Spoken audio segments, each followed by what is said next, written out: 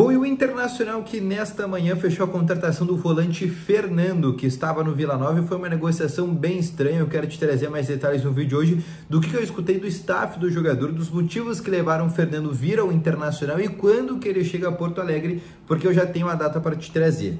Além disso, também eu quero te falar um pouco mais a partir de agora sobre o treino de hoje no CT Parque Gigante, que foi aberto até um certo momento ali para a imprensa, mas dentro desse treino o Inter fez uma pegadinha que depois a gente conseguiu descobrir. Eu quero te trazer isso também no vídeo de hoje. Quero te falar também sobre a negociação de Carlos de Pena com o Corinthians. O jogador está próximo de deixar o Internacional. E também quero te falar sobre Gabriel, jogador que está fora dos planos técnicos do Eduardo Cudê e será negociado logo mais. Então, só antes de começar esse vídeo aqui com novas informações sobre o Internacional, roda a vinheta.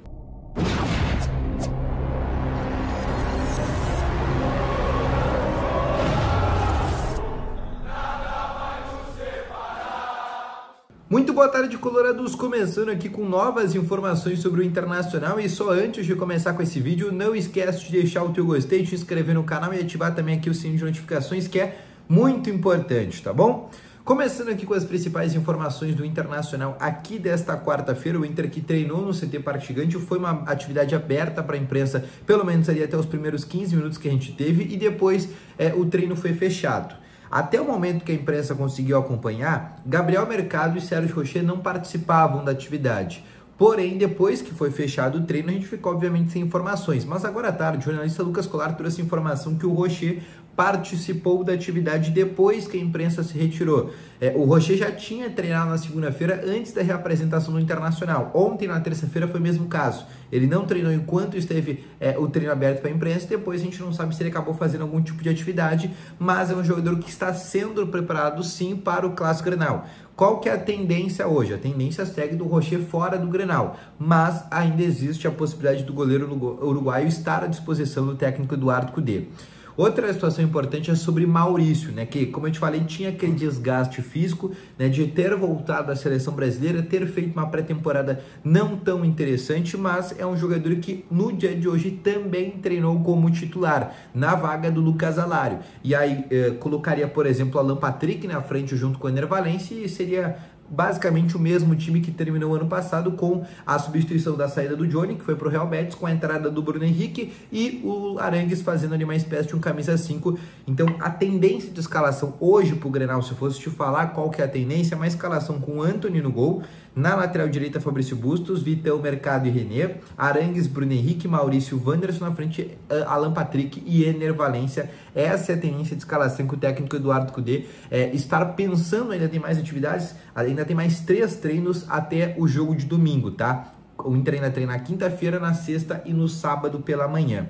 Falando sobre expectativa, 48 mil pessoas, quebra de recorde deve acontecer em Clássico Grenal dentro do estádio Beira-Rio. Todos os ingressos já foram vendidos, tanto da visitante, os 2 mil ingressos colocados à disposição para a torcida do Grêmio e também toda a parte do Internacional, né, toda a área livre do Inter, P7, P10, cadeiras locadas, também tudo já está esgotado, só tem ingresso ainda na Coração do Gigante, mas a gente está falando de no máximo 2, 3 mil ingressos que ainda tem à venda, tá bom?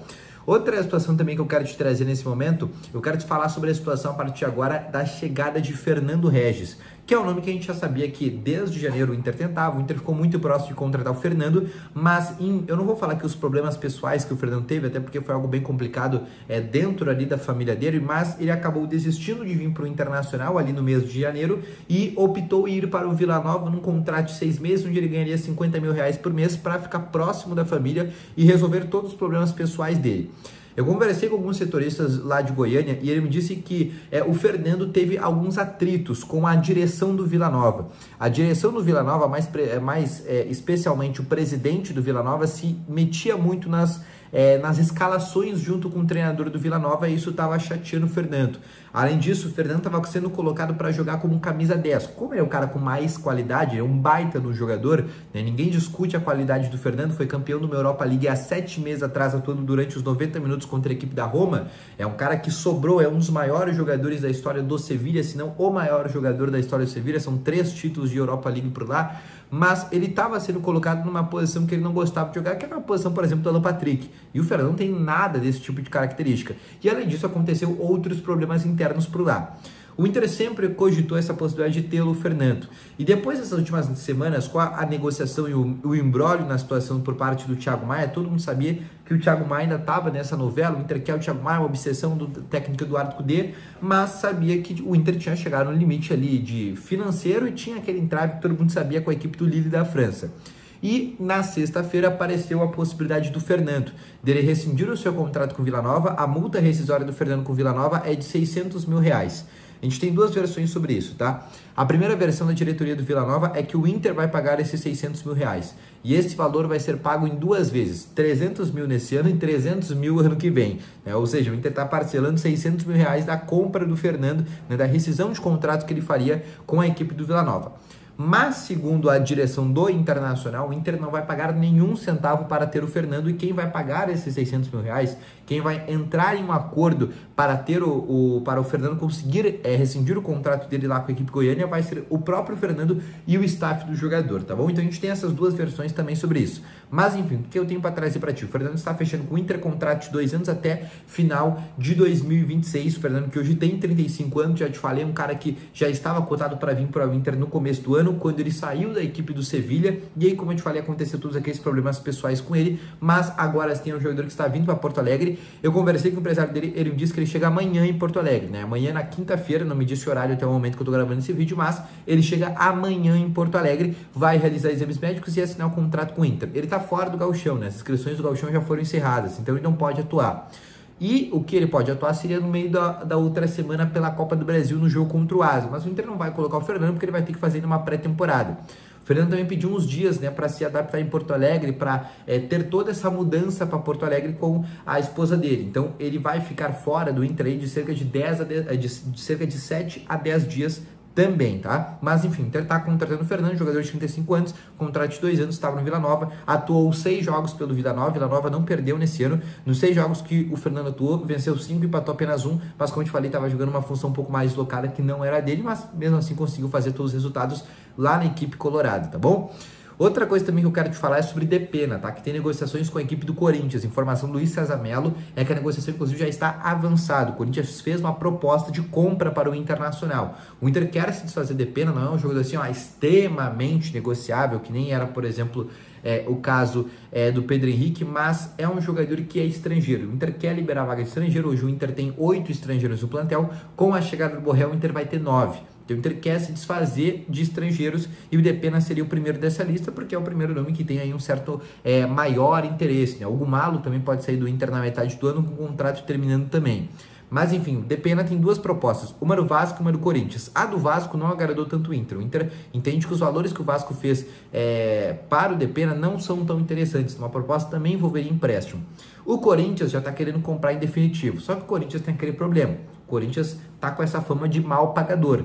Então o Inter também teria esse problema de receber esse dinheiro por parte do Carlos Depena. Mas enfim, é um nome que está em negociações e tem uma grande chance de ir para o Corinthians e ser mais um jogador lá da equipe paulista do Pedro Henrique, que já foi para lá na semana passada, tá bom?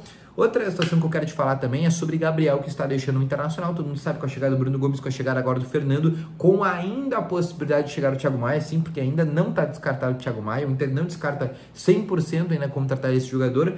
O Inter vai ter que dispensar volantes, né? E aí 2 nomes estão mais cotados. O Gabriel, que esse já está fora dos planos, já dá para ver na cara que o Gabriel está fora dos planos do Internacional. O Inter só está esperando ele achar algum tipo de rumo da vida dele.